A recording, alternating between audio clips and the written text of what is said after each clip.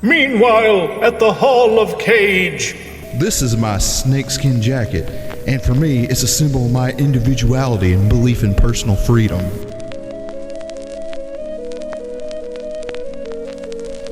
Oh God, not the bees.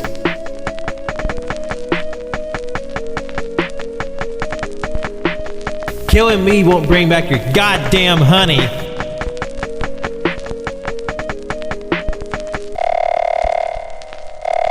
What do you think I'm gonna do? I'm gonna save the fucking day.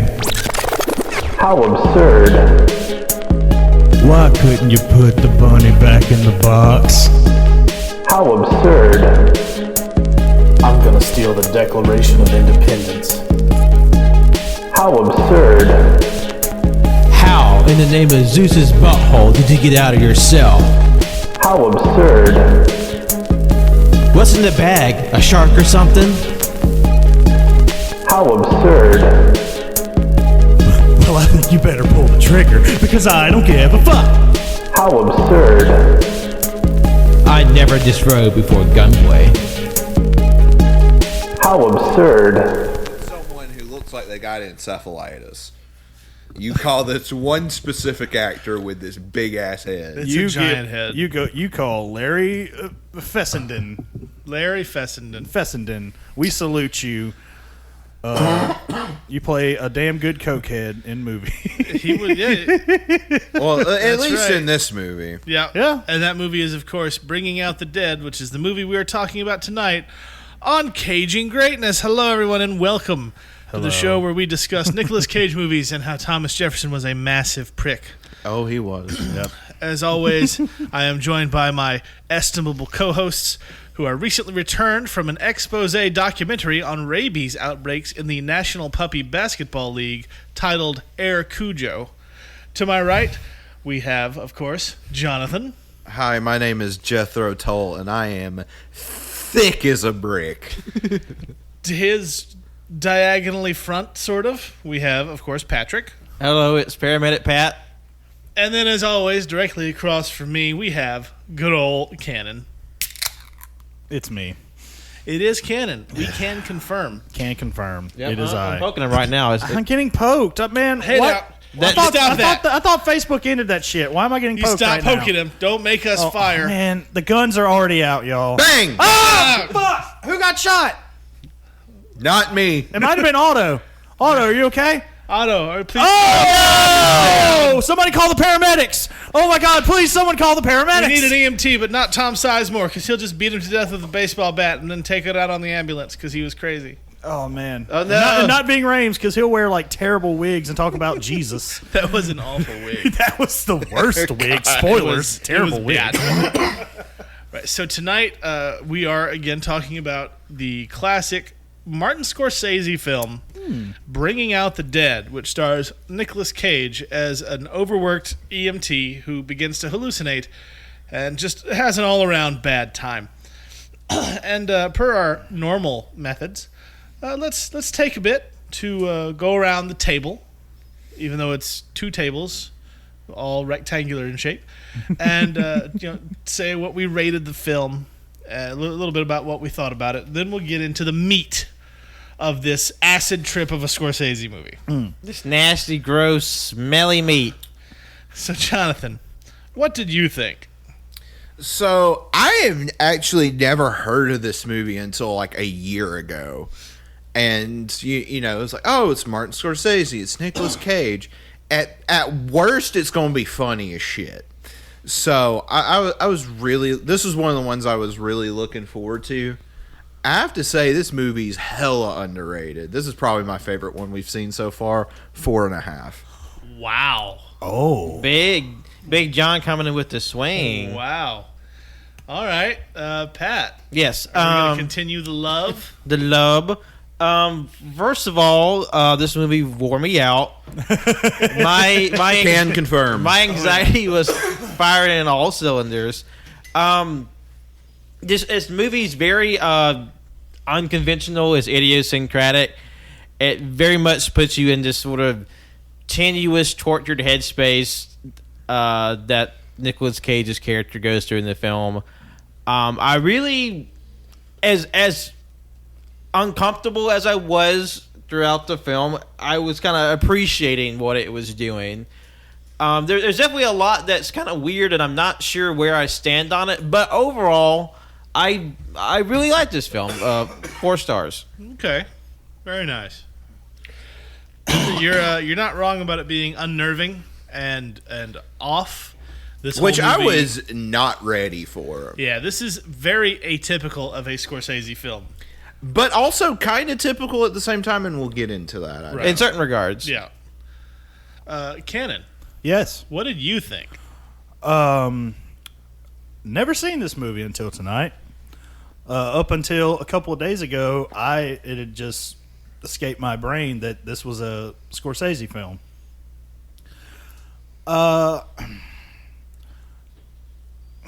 I feel a lot of things, but I don't know. I mean, I do know. Let's just say, as of right now, I do not feel the same way. This is definitely not my favorite Nick Cage film we have seen thus far, by any stretch of the imagination. And this is most certainly not even my favorite Scorsese film. There's a lot of pacing issues to me. I understand why the decisions were made. That being said, I don't have to agree with them or like them. As of now, I'm sitting at a 2.5. Okay. All right. Sure. That is I on that one. It's not that I hate it, but it's something. Let me tell you, it is definitely something. I mean, that is not inaccurate. It is something. It does exist. Yeah. For me, I saw this movie when I was probably about 13. I rented it from Movie Gallery, which is the South's knockoff version of Blockbuster. Was. Yeah. All the Because- folks that remember Movie Gallery say, what? We hope all of you said what with us. Yes, we heard you. I think I even know which movie gallery you're talking about. Yeah, the one on 5 Points right up the road. Oh, yeah. That one. Yeah. It's a Chinese restaurant now, I think. Yeah. Yeah. Or an AT&T store. That's a weird change. Isn't it? A fucking movie rental store to a Chinese restaurant. Well, I thought it encompasses the space for 2 stores. There's now an H&R Block and a Chinese restaurant. It might be. I never look over there. Because it's Anyway. not fucking movie gallery anymore. God, I used to live there. So I rented this when I was a kid.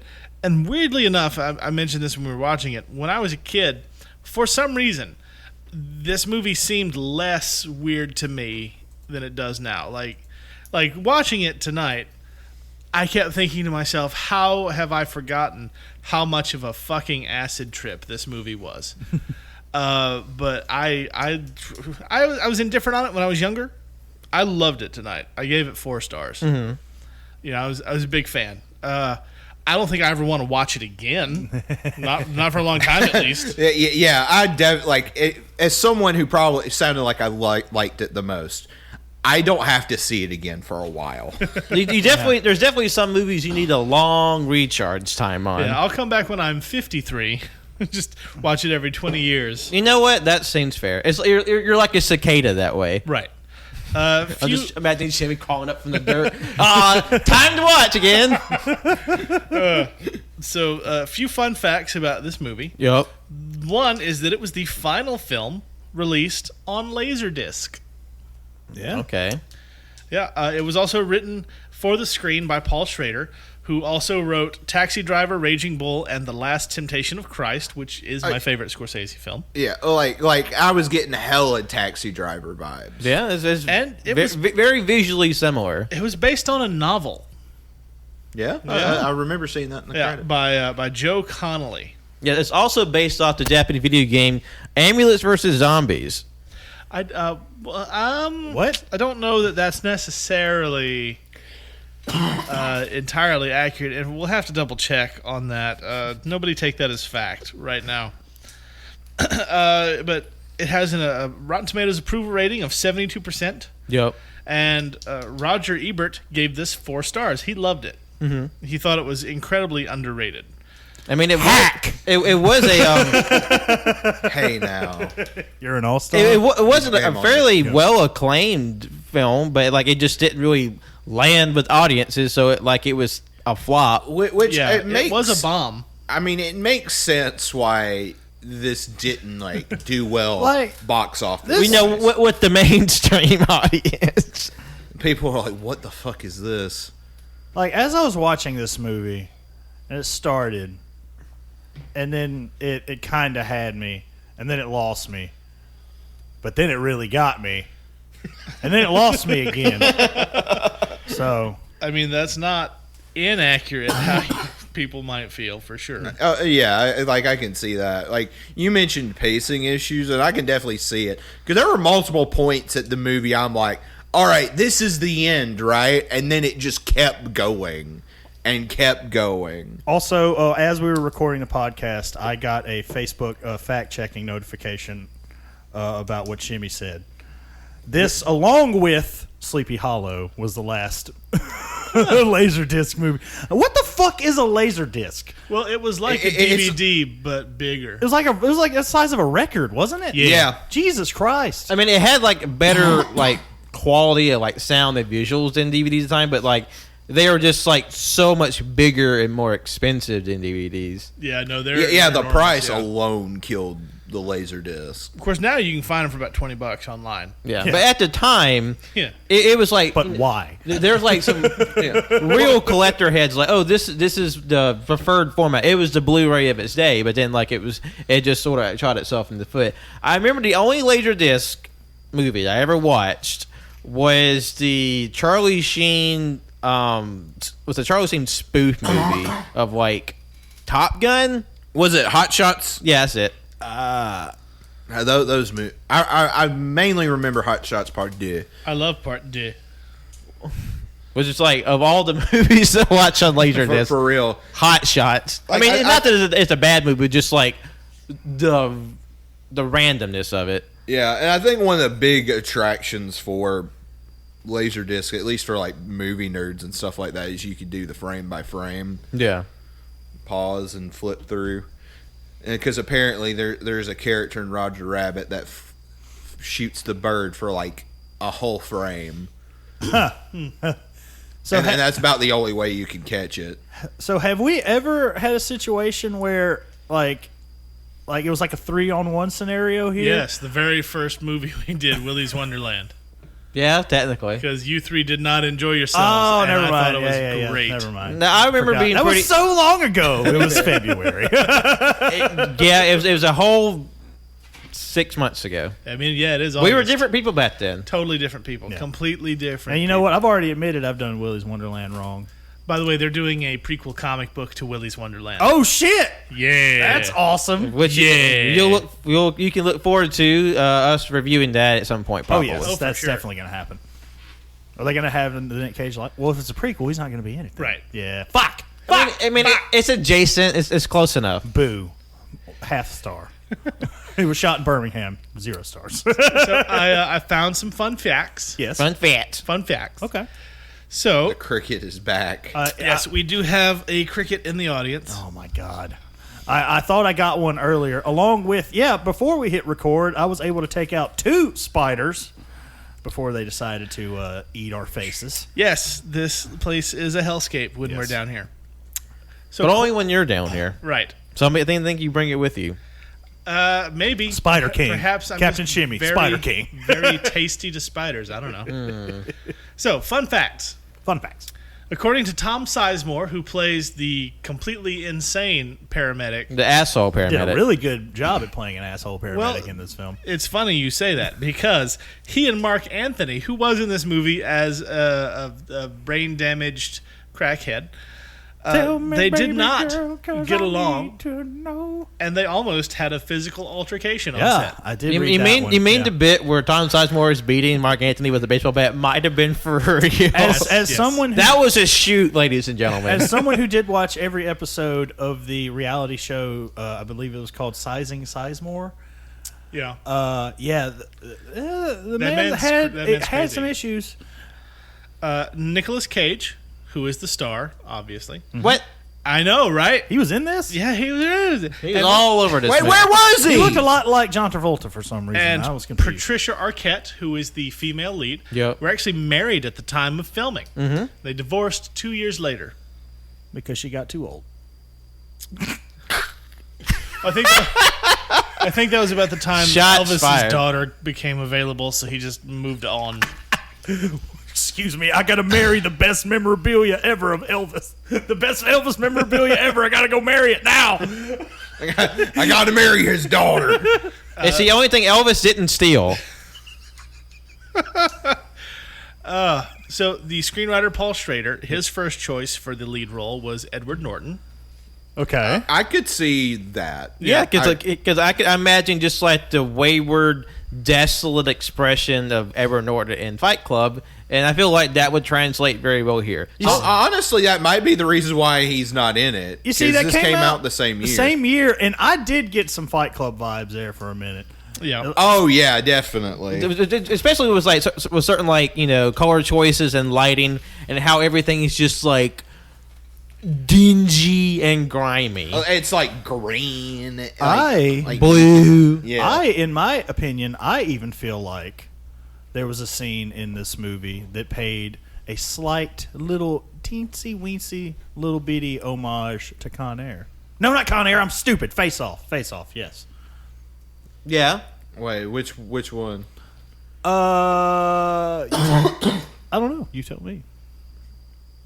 Maybe we'll get there. Talk about it later. I'm confused. Two of the ambulance drivers that Nicolas Cage worked with, the one played by Ving Rhames and the one played by John Goodman, he had previously been in movies with before. Yes. Raising Arizona and Con Air, which we have previously reviewed and discussed. So please go back and watch those. We reviewed Con Air. We kind briefly of talked. We kind of just talk bullshit around Raising Arizona. It's like we said Raising Arizona a bunch. Well, yeah, the first hour is just senseless horseshit. The back half is like where we kind of touch on it. And according to I'm double checking something on IMDb because it sounds weird. Okay. But let me see. That goddamn cricket. Jesus Christ. Yeah. Well, the fifth host of the show, Jiminy. Well, Jiminy's gonna need to shut the fuck up in a minute, or I won't break his fucking legs. We Yeah, apologize. I think IMDb was wrong because it said Queen. Oh no, God. Okay, the voice of Dispatcher Love, who Ving Rhames was relentlessly flirting with, was Queen Latifah. Yeah, I read knew this it. too. I fucking knew it. Yeah, it's like I knew it. Holy shit. also flirting with. I think that was more like sexually harassing at a certain point. Very aggressive. It was quite aggressive. Also, It's fine because he loves the Lord. Judy Reyes, who plays Carla Espinosa on Scrubs, had a very small part as a nurse at the end of this movie, which has contributed to my headcanon that she left the hospital featured in the film and went to Sacred Heart, where she met Dr. Chris Turk and JD and then all that jazz. You know what? If I worked in that hospital, I'd probably leave too. Exactly. What a weird typecast situation. Hey, you were a nurse in this Scorsese film. Oh, you can play a nurse in this show. Yeah. I mean, made a damn good career out of that. Oh, you were very serious during a death scene in a Scorsese movie? Can you be funny with the dude from Clueless? You're hired. Boom. And Garden State. And Garden... Well, he did Garden State afterwards. God. I've never seen that movie. I've never seen it either. It's but not bad. Excuse me. But like the whole gimmick of the movie is like you don't need medication or therapy. You just need a girlfriend to scream into a well with. I mean, that's not entirely the. But it's the not message is inaccurate muddled. either. That's a muddled retelling of the movie. I think it's a pretty accurate. It's a succinct summation of the film. I don't think that's entirely accurate. If I remember correctly, this is the second film in 1999 that Patricia Arquette co-starred with just this awkward motherfucker. Because I do believe Little Nicky came out this year as well. Did it? I think so. Little Nicky came out in 99? I think so. That seems like it'd be way Y'all fact earlier. check me on there. Double check me. Yeah, that seems real early for Little Nicky. I might be wrong. I thought Little Nicky was like 96. No, that was way too. No. Little Nicky is 2000. Damn, I was close. So I was a year almost before there. the Clapper. Fuck off. I'm not liking this bit anymore. Well, Frank was already grumpy that we kept doing a bit of him, and then he got sad when we stopped doing the bit. So we just got to plow on. Oh, man. Frank got tired of one of our bits. Well, at first he was like, "Oh, why do they keep sounding like me?" And then when he was on here, he's like, "Oh, Cannon didn't do that thing where he sounds like me." Oh. Well, you know what?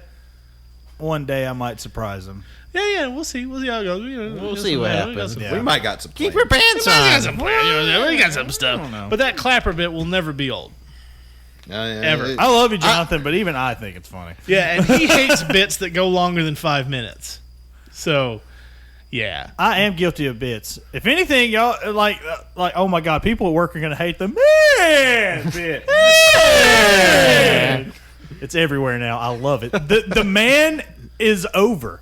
Like I think we're almost getting the boys to say man. You know when it jumps to them, it's over. You know what? My dream is to walk in the living room one day when Colton and Winslow are here, and I'm just gonna go and stretch and just go. And then it's just a chorus of man. Oh, I'm loving imagining what the audio spikes for this bit looks like. This is where they promptly shut off the podcast and never listen to us again. You know, like because like cricket white noise was probably pretty manageable, but then just like weird donkey screaming might be a turn off. Well, I mean, I can always throw in some nose whistles to really get things going. I can just be right up in the mic and just So put your nose right on there. yeah, just put your nose right. I forgot what episode it was. It may have even been on but I was like rubbing something on the mic, like a rapper or something. It's just being I'm sure that obnoxious. happened. But speaking of bits, bringing out the dead. Yes. There was bits of people all over this movie. Bits, Oh, yeah, pieces, this was blood, a guts, pretty- gut, spit, hot Pretty gory ass movie, everywhere. Yeah, Yeah, all and those like things. when I heard the movie described, I'm like, all right, this is probably one of the more serious Scorsese movies. Like, this sounds pretty morbid, but no, it's kind of fucking funny. I mean, dude. like it's great. still really morbid. It's just Yeah. like also there's like so much insanity you can't help but laugh at how it's like absurd it is. imagine the cocaine montage in Goodfellas, Oh, yeah. but an entire movie. Imagine the eye bags from the cocaine montage from Goodfellas. Yeah. Copied and pasted. Because on- this whole movie is pretty much just one guy losing his shit. Like Yeah. I will now describe in basic detail what happens in the movie. Over the course of 3 days, Nicolas Cage get paired with 3 different partners. After he picks up an old man who has a heart attack, he falls in love with the dude's daughter. They flip an ambulance. He gets some drugs. And then he goes and he kills the daughter's dad.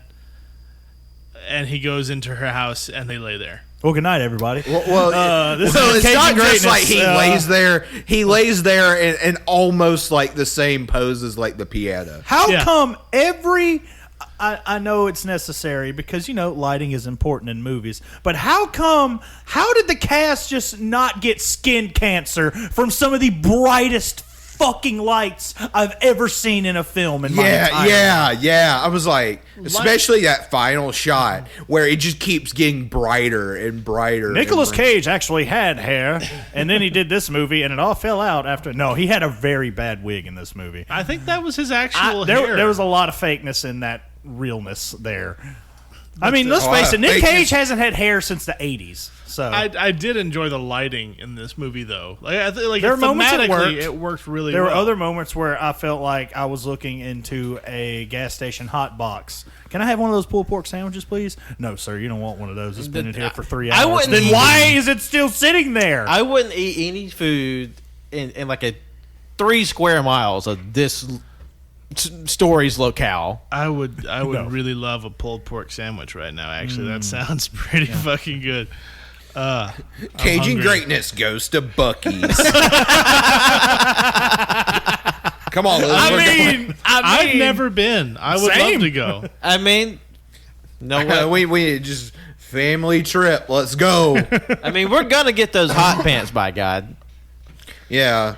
Gonna get them booty shorts. Speaking, we did mention that Mark Anthony was in it, and Yeah. like that made me very happy because I had one of those. Now that's what I call music CDs, and it had one of his songs. I on forgot Mark Anthony did songs for a It. while. I mean, that dude, he was actually a high point in this movie for me. I thought he did a pretty good job at being a crazy person. Yeah, He yeah. was very good. Like, At no point did you watch him and go, "That's just Mark Anthony trying to act." Yeah. No, you're like, "Oh, that dude's fucking crazy." yeah. And I didn't recognize him at first. When his character showed up, I was just like, oh, look at this crazy guy. And then, like, we get a good look at his face. I'm like, holy fucking shit, that's Mark Anthony. Yeah, that's the telling me, baby girl, because I need to know guy. I have to say though, Oh, bug flew in my face. I was an Enrique Iglesias guy. I mean, same. I love. You can like both. Yeah, I mean, Porque no los dos. I mean, an appropriate moment. Oh, we like to have fun here. We have a good time. We have a good time. my hero, baby. What is Enrique Iglesias up to? I don't know. Probably singing to the 40 people that still like his music. I'm sure the amphitheater is going to book him here soon. I mean, But I mean, they've been getting some big names. I mean, they brought this up at work today. They were like, I've been telling them about all the people that have been coming to the Avondale Brewery, and they're like, yeah, there's a lot of big names coming to the amphitheater too. I was like, yeah, but I don't want to see them. I want to see the people that end up over there. Because But Earth, Wind, and Fire is going to be at the amphitheater. Yeah, but that's fine. I mean, I bet ZZ cool. Top's not going to be there now. No, they already played. No, they already played. Oh, they already happened. played. Tuscaloosa was their first show. Oh, Oh really? yeah, a strange You story. better having believe our nothing fucking- to do with the fucking film. The bass player for ZZ Top died. 2-3 days ago? Yeah, like 5 days after they said he was going to miss the tour for a hip issue. Yeah. And then, oh, sorry, he's dead. Yeah, they had a sit-in bass player for this show, but they're apparently not canceling. Oh, that's Yeah, something. they still played. Yeah. I mean, but In 2018, Enrique Iglesias made 2 new songs. One called El Baño with WWE superstar Bad Bunny. And the other called Move to Miami with worldwide star Mr. Worldwide himself, Pitbull. So he's still active. I mean, I'm not going to... I mean, I heard good things about Bad Bunny's match at WrestleMania. It was WrestleMania, right? Maybe? I don't know. Well, I mean, I didn't watch it, but at the same time, calling him a WWE superstar is kind of a stretch. Yeah, no, that's That's like calling Machine Gun Kelly a WWE superstar because he got powerbombed through a table by Kevin Owens. That one Yeah, time. no, I mean, that was But I that think was of the like joke, all though. the recent celebrities that's actually done something with wrestling. He's one that like went in it with both feet and genuinely Yeah. I will say, kudos to appreciated him. it. Like I heard, at least he actually trained and learned how to fucking go for a minute, and kudos to him. I didn't know who the fuck he was, but Yeah. apparently he can hit a sick Canadian destroyer Apparently so. like the entire AEW roster can. I mean, and Ricky I'm Morton. call me basic, but I still love a Canadian Oh my destroyer. God, Ricky Morton, Jesus Christ! 67 years old, still taking Canadian destroyers. Have you seen? There's a clip. I forgot the band that was on the Conan O'Brien show at the time, but one of them tried to pick up Conan, and somehow they ended up in almost a Canadian destroyer situation on the show. And the comments are just great. It was like, oh my God, fucking Conan got hit with a Canadian destroyer on his own show. bringing out the dead though. Right. Yeah, but Bringing Out the Dead, it was like, I've never finished Fear and Loathing in Las Vegas, but I feel like this would be Fear and Loathing Paramedic Edition. Free and Logan in New York.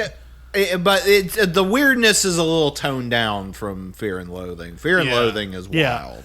Like, Yeah. I don't know why I never finished that movie. The first 15 minutes of it, is wild shit happens. Yeah. Yeah, that's one of my favorite movies.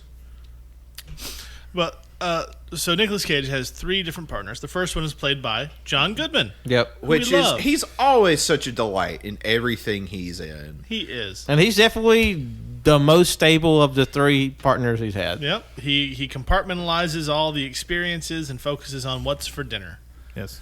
Yeah, I'm just gonna take all my trauma and just push it way down. It's like the paramedic of Christmas Past, the paramedic of Christmas Present, and the paramedic of Christmas Yet to Be. Yeah, it definitely escalated as it went Yeah. in terms of other paramedics. Because Ving Rhames is paramedic. Like, while he's like this very not abrasive, but just like a very loud personality, super religious, but also super horny. So pretty much and a he TV loves evangelist. alcohol Yeah. too. Yeah, TV evangelist. Yeah, except he's a paramedic. He's very worldly, despite his love of Christ. And then his final partner, who was a previous partner of his, is just pretty much unhinged. Yeah. And just like openly acerbic and violent. It's basically Joe Pesci from Goodfellas, but in a cab. You know, I don't know if this Or is good Pesci, or good Pesci. Good Pesci! As opposed to bad Pesci. Good Pesci from Joe Fellas. Man, these rap names are getting hard to remember. Joe Pesci in Casino. See, now the joke is ruined. No! Because I created an even funnier joke. Wait, what? Good Pesci. As opposed It's just to bad Pesci from Gone Fishing. It's just me standing in the Louvre, and there's two pictures of Pesci, and I'm like, this is the good Pesci, that's the bad Pesci. I'm also imagining it's a gang of all different Joe Pescis. Oh my God. I think the world would implode. Oh my God. My mind has been blown. Or it's like the Saturday Night Live sketch that they did where Jim, what was his fucking name? It was the dude from Half Baked, but he played the Joe Pesci Jim show. Brewer. Do what? Jim Brewer. Thank you. Yes, Jim Brewer played Joe Pesci, and then one day Joe Pesci showed up with De Niro, and you know they had a fight. So like one's good Pesci, one's bad Pesci. Good Pesci, bad Pesci. Yeah. Good cop, bad cop. The existence of Bad Bunny implies that there's a good bunny. Yeah. What happened to Good Bunny, everybody? Demand the truth. The origin story of how Bad Bunny became bad. Yep. Before that, he was just Bunny. Yep. It's like, what was your... It's like, what was your event? I killed Good Bunny. What the fuck are we Walks talking away. about? Not bringing out the dead. I mean, I feel like the incoherentness No, of the episode is very apropos Yeah, to this- just the utterly shattered mind yeah. space. Yeah, you see, this is a themed episode. Yeah. I mean, We're getting yeah. into character because some of us are very sleep deprived and others are just a little, manic in their mental state. Yeah, because I'm fucking exhausted. I mean, I'm very tired too. And like, there were various moments in this movie where I was a little inebriated, and it took me a second to register what happened. Like when the ambulance flipped. Oh man, we No, screamed. that was just fucking funny. And that was even better because Liz was in the room at the time. Yeah. She was getting something to drink, and then it's just the whole ambulance just flips. We're all like, whoa! And the best part is that it's like catastrophic as this ambulance wrecking was, how the movie just walks right by it. Yep. Like it's just Like the next This movie scene, glances over a lot of things. yeah. Like he's trying to get fired the entire movie, Yeah. and the guy's like, "I'll fire you tomorrow." It's like Nick Cage, he's tired of all of the he's the tired patients of all he's the picking up. death. He's tired of all the people he's picking up dying around him. And he's always seeing just- the ghost he's and seeing- voices and seeing the shit. ghost of this one named Rose. Remember? Yes. Right? Her name was Rose. It was And- a young homeless woman that died because he couldn't intubate her properly. Yeah. That was like the one face he kept seeing throughout the entire film. Yeah. And he can't sleep because of it. He hates his job because of it. I mean, hell, that would fuck anybody up. Shit. Yeah. I can't say I blame him. I do remember those hallucination scenes freaked me out when I was younger. But I was an easily scared child anyway. So. Boo! I was too. Ah! The movie, apparently, when I was a kid, the film Batteries Not Included scared me for some reason. I had to walk out of Ernest Scared Stupid. I got pulled out of the theater for the first Addams Family movie as soon as a thing got on the screen. I lost it. Yeah. I My just love. parents had to take me home. I would love the idea when you said it got pulled out. Like theater security is like, "Sir, you have to leave." It's like a toddler. I want to leave. What are you Like- kidding me? There's a hand walking on screen, and I don't know what's real anymore. But I'm just imagining that, like, a la George Lopez, it's just your adult head on a baby body. Oh God, yeah. That was a choice, Mr. Lopez. That was a choice. Like, my first 3 theater experiences were all bad because I don't remember the order. I'd have to look up the release days, but one was Batman: Mask of the Phantasm. I vomited halfway through it. Okay. Oh, that's shit. sad. Yeah. Then there was Ernest Scared Stupid. I feel like you would have threw up in that one because that one's kind of gross. Well, no, I just got sick Oh. during Batman. Like I had a flu. That was when my flu started. In the That's middle, unfortunate. it was right in the middle of the chase scene, right after he used a the wooden barrier with his cape on it and got shot by the chopper. And then Andrea Beaumont shows up. Bruce, get in! I'm about to blow your mind right now. Uh-huh. I still haven't seen that. Really? I own it, and I still haven't It's seen the it. best Batman movie. Yeah, I have that came with the entire show on Blu-ray. I plan on knocking it out. You need to watch that as soon as you can. Oh, I'm gonna. Good. It also has Sub-Zero.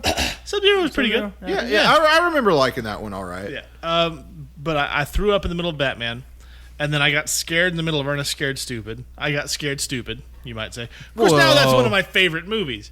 But I was like 7. Yeah. I probably shouldn't have been in there. And then Lion King, which I saw, but the theater had been oversold, and so my dad had to sit on the steps the whole time and just kept bitching through the entire film.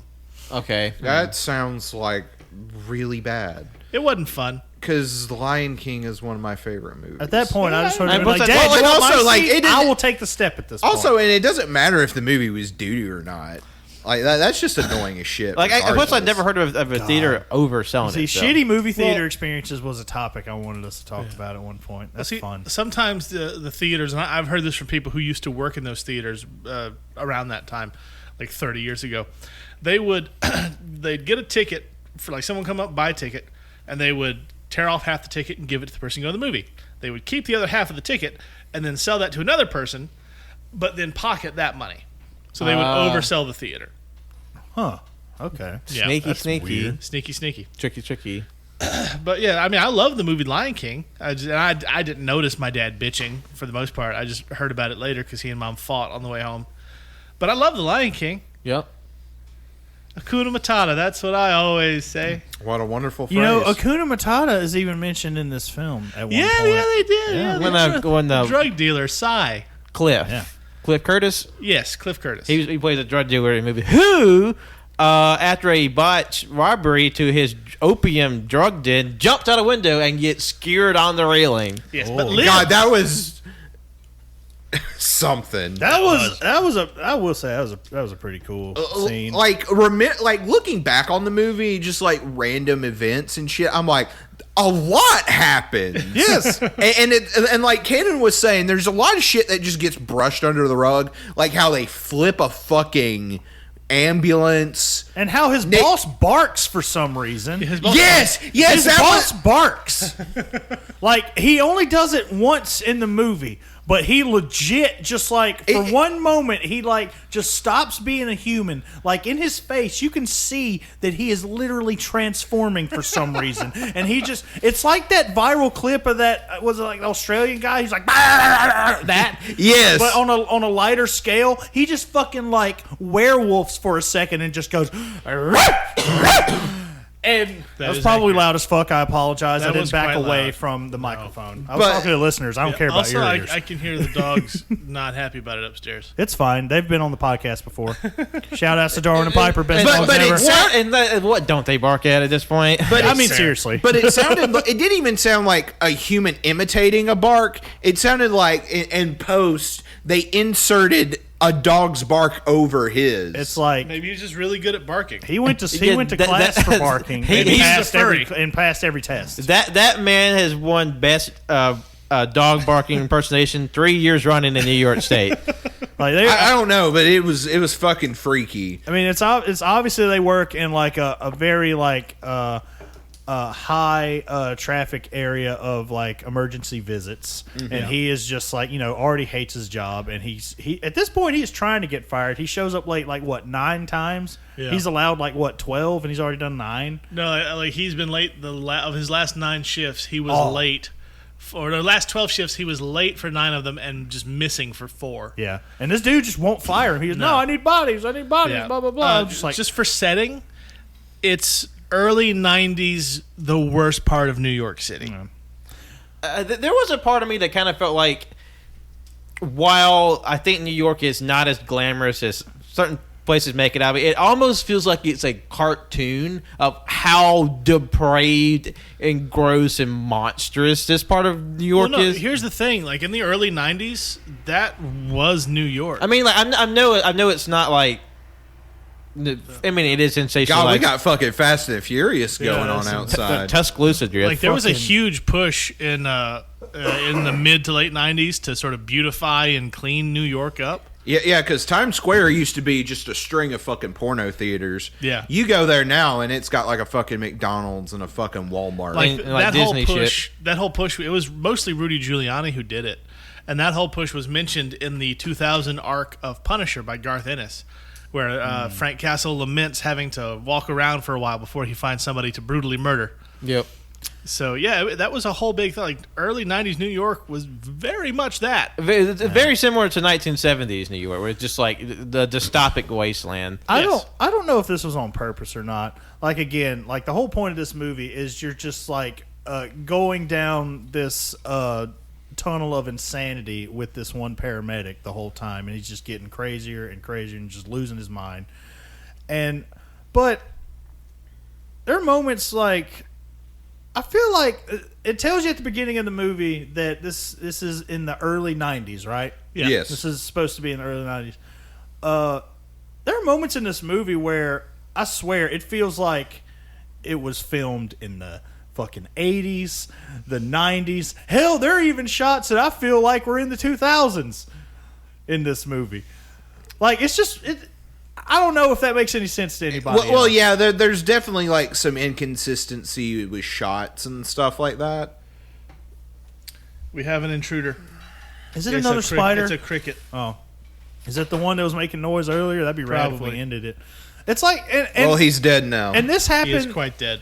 Yeah, there was a moment during the movie, and you explained it to me after it happened. Like there was this weird cut where Nick Cage's character was talking to Patricia Arquette's character in the waiting room, I suppose, and then it just like cut to a side profile and then back to her face and then another side profile and went back, and then you described it as this is him.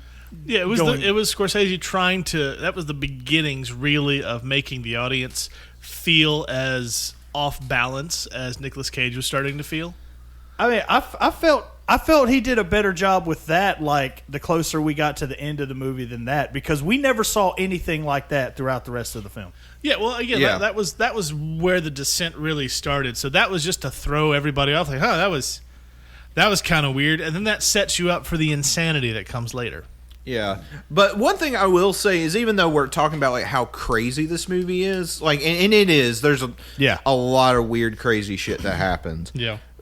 But I feel like in like another filmmaker, a lot of the stuff would be a lot more obvious. Even up to the end of the movie, that you're still kind of questioning what parts are real and what parts aren't.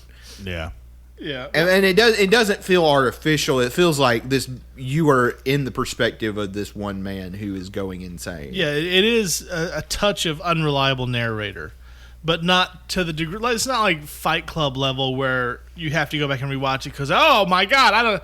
But like, it just felt like all of this, like everything actually happened the way you saw it, except for the dead homeless girl's face being on 100 people at a time. Like, it was just, that was, I think, the only window into his insanity that we couldn't trust. I think everything else actually happened the way it was supposed to, because, again, they made the point to say in the beginning, early 90s New York. And early 90s New York was batshit insane. Yeah. Well, and I'm not even saying like major events should be questioned or anything, but there's just like a lot of like weird things here and there, like glitches in the Matrix, quote unquote. Like, there's a lot that happens here, and if I remember correctly, this is a 2-day period. No, it's like 3 or 4. 3 days. 3? Okay. Yeah, I think it's Thursday, Friday, Saturday, and then Sunday morning. Because I don't remember, because there's moments where it's like tells you what day it is. It's like Friday. I don't remember seeing it until it's like Friday. So yeah, it had to have been Thursday because it happened before. Thursday becomes before Friday, and Saturdays after that, or however that song goes. But like say you're watching like a Jodorowsky or like a David Lynch movie, you know there's something wrong. The entire time. Like, I feel like this does one of the best jobs I've seen of creating an unreliable narrator to where it's like what part, like not necessarily what parts are like in a macro sense real, but just like micro things. Like, I feel like this is how someone would legit like start hallucinating. It's more shit in the periphery. Like, you think you see something, but then when you start staring at it, it's completely normal. Yeah. God, that's something else that bugs me. The inner monologue trope. If you're gonna use it, go fucking whole hog on it, or don't do it at all. Yeah. Well, it all depends on how well it's done. Yes. And I could see how it would bother some people. Like, but for me, it completely worked most of the time. It didn't feel like out of place. I do think it is interesting how it kind of straddles this line of like this almost noir type inner monologue. Yeah. Well, I mean, and Taxi Driver is all the same way. Yeah. So, like, and this movie, like, I mean, it makes sense that it was written by the same guy. There's a lot of parallels. I guess the only thing, like, I maybe wouldn't call it like, oh, this is necessarily bad, but I guess one of my weird, undefinable like woogies with the film is there's something about his cadence and like how he's speaking during his monologue. Yes. Doesn't really match like the setting. I don't think it works. It's definitely like it's more eloquent. It's like much more dramatic, like theatrical. Or I feel like that, like this type of monologue might work better in a novel, where you're like all you have is just the words on the page. I guess like it's like. In like a cinematic context, I can see where y'all are coming from with that. Because this feels like very real to life in a lot of ways, unpleasantly so. How close it could get, but then like his monologue seemed to be kind of like a different type of film, and then not to say that the inner monologue like isn't congruent at all with the setting. It's just like it feels, I guess, unrealistic. Like the diction he's using feels like that's not how people talk. Yeah. Especially like in this setting that we're in. Oh, well, yeah. And also too, like I'm not saying like this is what like Scorsese envisioned or anything, but I could see it as like a creative choice, it being a little more eloquent, because you always sound a lot more eloquent in your head than when you actually start talking. Yeah. And then you listen back to yourself and you're like, God, I sound like a fucking twat. And plus, like you always dramatize stuff in your own head. So, yeah, exactly. And I think it does a accurate representation of that. But I also see where y'all are coming from in saying that, like, if this was a different movie, I feel like it wouldn't feel as out of place. Like, and like to compare it with Taxi Driver, that character is definitely not as eloquent, even in his inner monologue. Yeah. It's like you know what type of person Travis Bickle is from the start. Yeah, It's fair. Speaking of fantastical inner monologues, I came across a random video on YouTube the other day, and apparently, as of a week ago now, it's the 20th birthday of Max Payne. Huh. And the guy from Remedy who did the actual did the picture models for him in the first game at least was in the video, and God, I hate that I don't remember his name right now, but the guy who voiced Max Payne in all the games, Mark Wahlberg? God, just see the light go out of Cannon's eyes. Wow. We don't talk about that movie here, sir. I actually feel bad. Like the thing is I honestly think Cannon's about to start swinging. You know, and you kind of deserve every bit of it.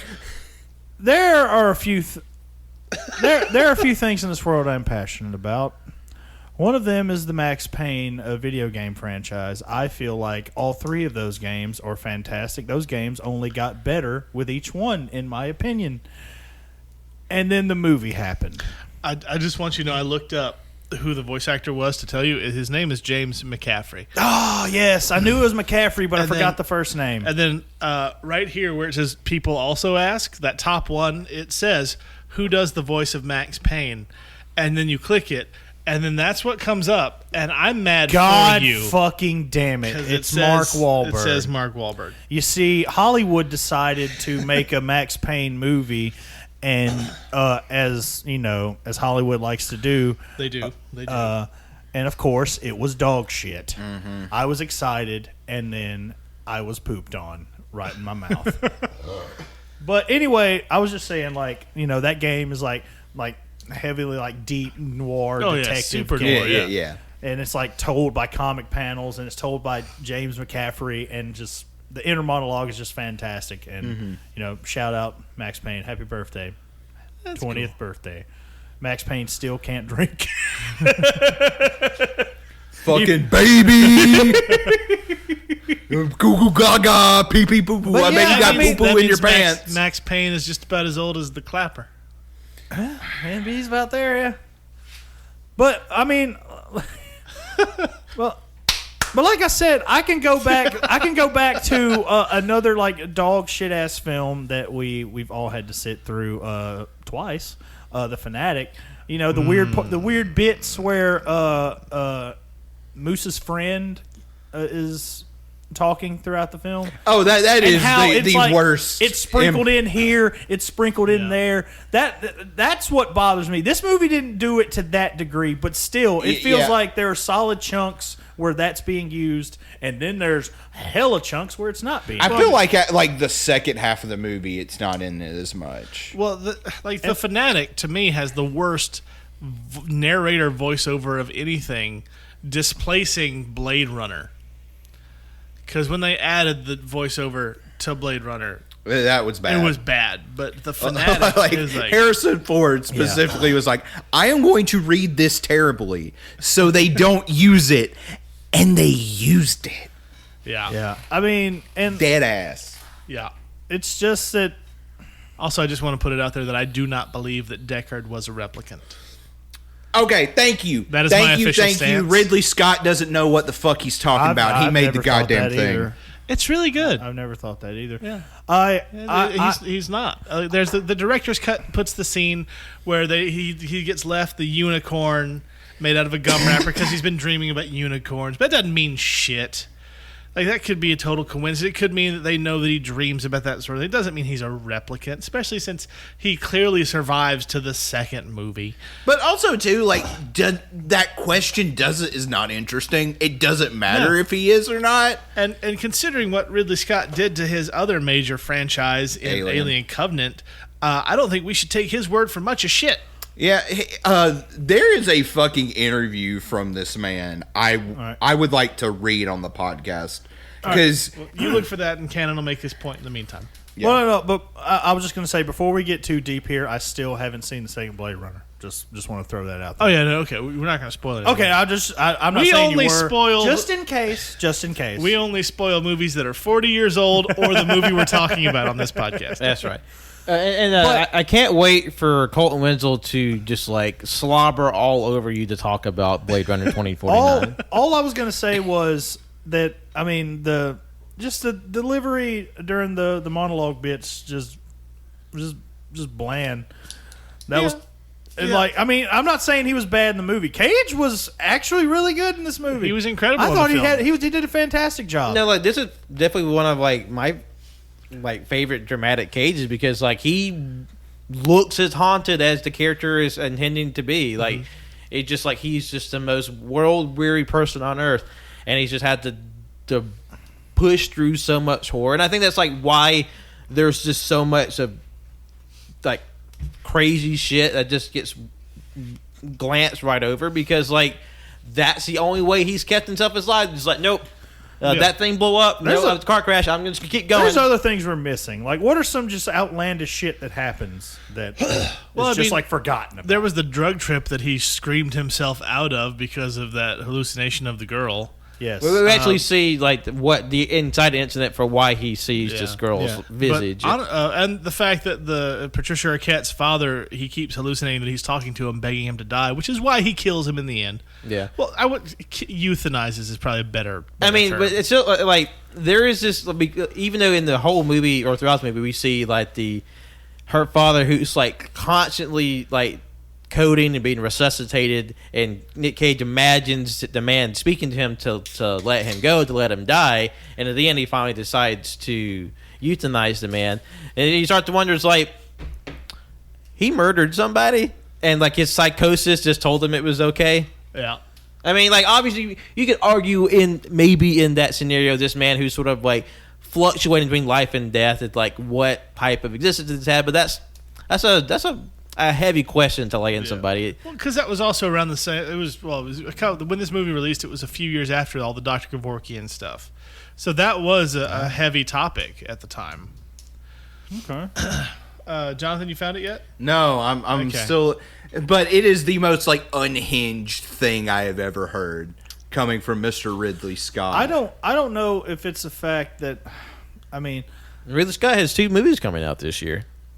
I guess I don't know because There was when they resurrected that goth dude that like that scene was great. that It was a heroin overdose. overdose Bing in like a Rames- satanic goth. Bing club. Rames made that fucking scene. Oh god, that was so fucking funny. Because Where the kid overdosed and Nicolas Cage like it's a heroin overdose, and so they gave him the Narcan to bring him back, and Ving Rhames timed it to where like, yeah, everyone bring hands and we call upon you, Jesus, and he timed it to where the kid came back to life. Oh my.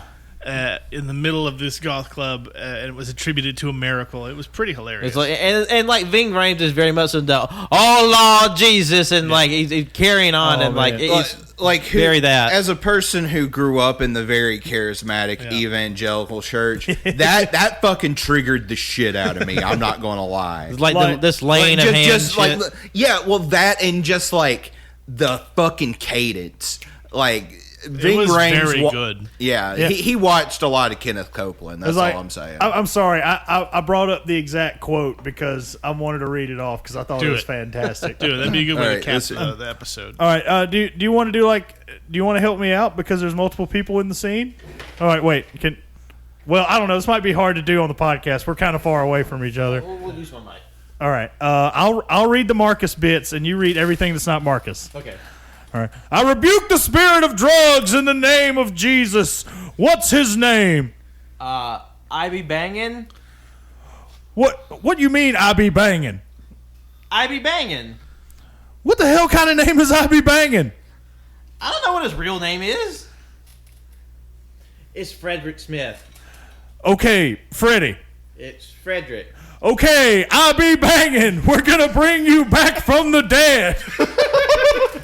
And not long after that, like the cocktail that Nicolas Cage's character gave him, he's like, just rises up, and everybody's just like, oh. Another good character is like one of the nurses that's sort of like sitting at the entrance of the OR, and how she just like has no fucks to give. No. She just like she has no filter. Oh, 'Cause the she whole was time- great. Like the one where she, in no uncertain terms, and probably like big trigger warning, but like she like tells like dudes to kill themselves. Like, he's like, oh, so you drank too much and fell and hit your head and came in here for us to help you so you could go back out and drink some more and hit your head again? Is that it? Yeah, she's like very time. shamey and very judgy. And she's like obviously someone who's very worn thin of the bullshit. I mean, I will say there's a reoccurring bit in the movie. They have to pick up this guy. It's not even the fact that he's hurt. It's just the fact that he's like, I guess, a habitual like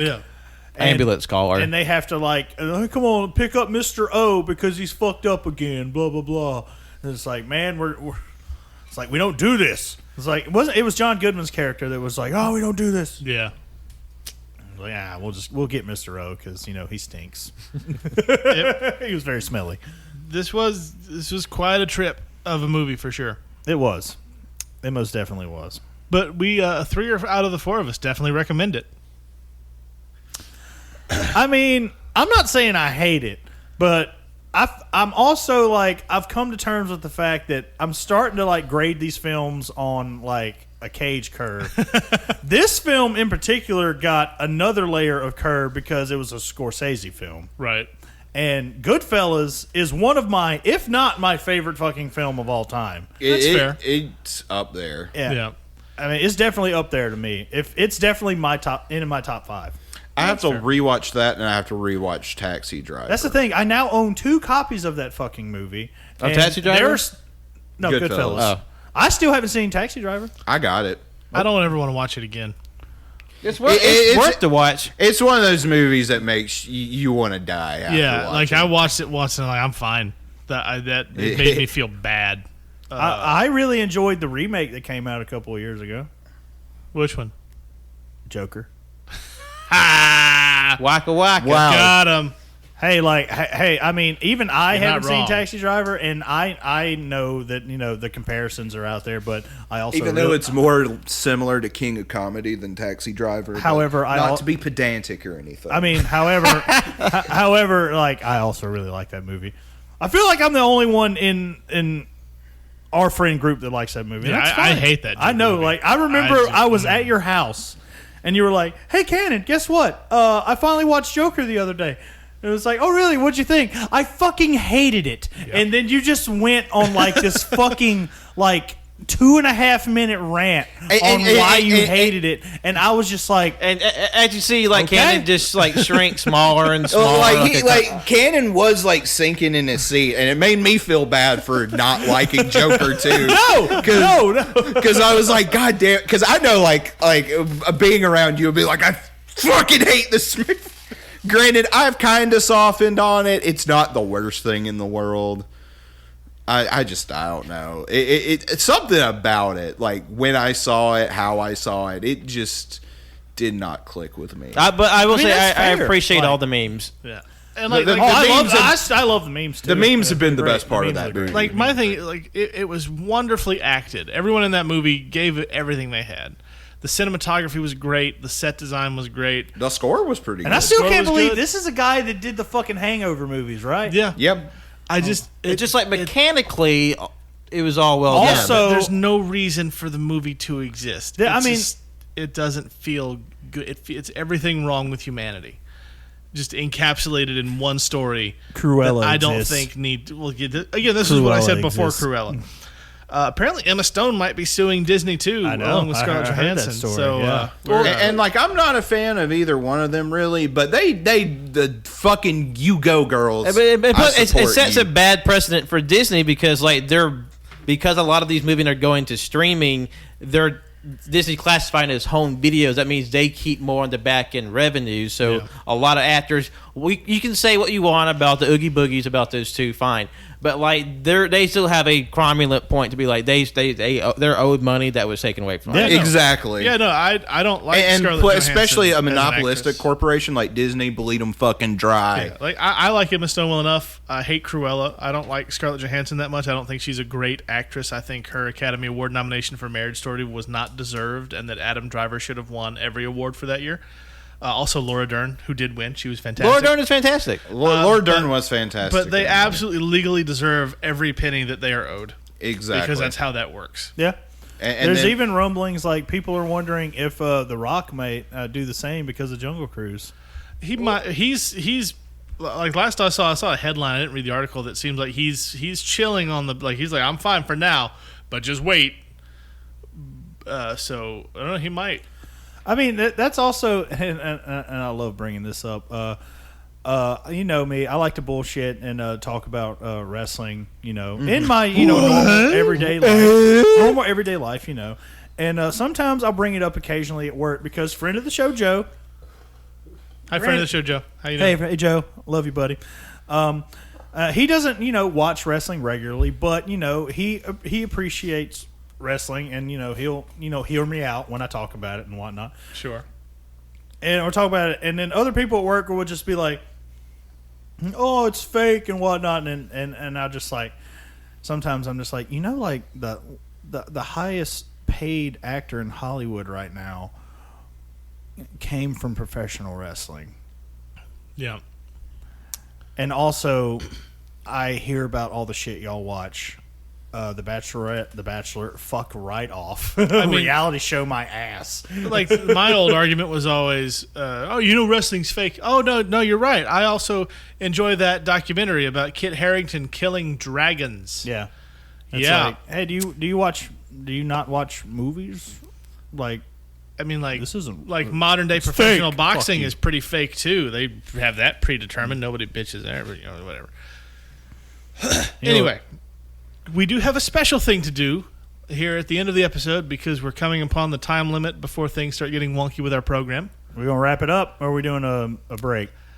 I feel like we could probably wrap it up. I agree. I mean, yeah. Yeah. I mean, I'm not gonna lie. I am feeling like Nick Cage was feeling in the movie. And Yeah, same also, here. before we wrap it up, I wanted to at least bring it up. We did just talk about that scene briefly, but when he was at the Oasis, Yeah, the drug house. the drug house, the nicest part of that apartment building he was at, that also kind of sort of looked like a strip club. It did. There's a lot of red lighting. Yeah. Like a lot of red walls, stroke the fairy wall, all that shit, and I don't know if it was done on purpose. It may just be a little thing that I noticed, but like the way Nick Cage was sitting to the left of the screen on the chair, and then the drug dealer over here on the right, much like Face Off, and then he took a drug and got uber fucked up. I mean, yeah, that's fair. That scene was blocked very similarly to Face Off. Yeah. It's like, the movie's not bad. But like I said, I'm now like forced to grade things on a Cage curve. And tonight on this one, and also a Scorsese curve. Mm-hmm. And I'm definitely not going to watch it again. The moments I enjoyed, but overall, It's just a matter of taste. yeah. But I had fun watching it, though. I'm Yeah, not it gonna was a lie. good time. All right, so let's get the plugs out of the way, and then we'll end the episode on spinning the wheel for next week's episode, the Uncaged episode of the month. And if it lands on something we don't like, we're going to change it. We have. We're going to spin it again. Fuck it. We have a blank space on the board, which is I guess, going to be the wild card space. No, that'll be the Taylor Swift retrospective. Okay, fine. Yeah, because see, the wild card is actually going to be a second spin space. for our reserve ideas. That's just going to be me talking about. Fuck you. I just got that. All right. Let's do the plugs real quick, and we'll end on the high note. So, Jonathan, quickly, where can the people find you? And don't fuck it up. My name is Jonathan. You can follow me on Twitter at JONIBOI24 and John Oates on 12 on Letterboxd. Sounds good. Pat, where can the people find you? It's Patrick. You can follow me on Twitter, Instagram, and Letterboxd at John Lost His Name Art, on Facebook at John Lost His Name Art. If you listen to this the week it comes out, check out AYCH. We did episode 223. We talk about a bunch of movies, and I think you should leave. And then also on Tuesday, Tanner's spinoff Late Takes has its very first episode where it interviews the lad. Check that out on Anchor. And this episode should have a really cool theme song in front of it. Yep. Some very some familiar tunes if you're listening carefully. That's right. I am the Mikey Ruckus of this whole podcast network, apparently. Ooh, A-Dub, music composer. What? I love that dude. Oh, Cannon. man, he follows me on Twitter. Oh, that's awesome. I don't know how, but he does. yeah. I have been That Cannon Guy. You can follow me at That Cannon Guy on Instagram, Twitter, and Letterboxd. And I'm Captain Shimmy. If you're listening to this, then you already have our social media shit. You can just go to the LinkedIn and you can find all the stuff for me. Nobody cares. Anyway, let's spin the wheel. Oh, I'm all a titter. Oh, I'm filming, so this is getting documented. Yep. I'm just letting you We'll know put right this now, on like the Instagram live or on the some shit, 'cause podcast. I think It is Jean-Claude Van Damme. Jean-Claude Van Damme dedicated episode next week on the podcast. I'm excited. Hell yeah. Oh. So, are we just going to talk about his movies and We just can. his We whole can. We fucking can, career? I've if you never want, we seen can. a single one. Okay, well, we're going to have to watch one then, at least one. Probably Oh, Bloodsport or something. Yes, Bloodsport would be well. My honest vote would be Street Fighter. Hey, but, Pat, you don't mind your face being in this video, do you? Because you're the don't know. only face that has been seen so far. Right. So, yeah, no, we will pick a movie. We'll all vote on it. My choices are Street Fighter or Bloodsport. I think those are the two prime Van Damme movies. Honestly, Bloodsport's probably the best choice. And we will watch that, and we will discuss it. And I will also give you some other recommendations you can watch in between now and then in your free time. You see... Yeah, there's homework to do. Yeah. God damn it. I've already said on the Van Damme it. I've already said on the Goddamn. podcast the only fucking Jean-Claude Van Damme movie I've seen is Street Fighter, to my knowledge. So, that being said, I also want to throw JCVD in the ring because I heard that's actually good, and It's I've never fantastic. seen it. I've never seen I've that. got the DVD. I will bring it to the shop with me, and you pick it up next time I see you. But also Street Fighter. No. Yeah, no, I'll make a list and send it to you guys. We can look up fun facts all Jean-Claude all the time. And then for Bloodsport, we can watch that together next week, normal podcast schedule. Okay. Sounds good. Well, right. we each watch like we each A assign the John Claude Van Damme, and then we talk about. Hey, I would be down to do that too. Yeah, no, let's do that. We'll each have our own, and then we'll watch Bloodsport together. Okay. All right, Sounds fine. Hell Awesome. That's going to be what we Break. do. All right, thank you all for listening, and be sure to check out all the various links on our LinkedIn and social medias and our shirts and mugs and shit at tpublic.com/user/CagingGreatness. And, yeah, have a good day, night, whatever. Don't forget, listeners, if the world is pee-pee, be the poo-poo. Don't make me take my sunglasses off. By the way, that dude was wearing sunglasses inside. Yeah. And there's another cricket underneath Pat. And All right. That's I wonder if that picked up on the mic. oh, that sounded nasty. I just shit it. Good night, everybody. Oh God, he's gonna get us. Oh my God. How absurd. Why couldn't you put the bunny back in the box? How absurd. I'm gonna steal the Declaration of Independence.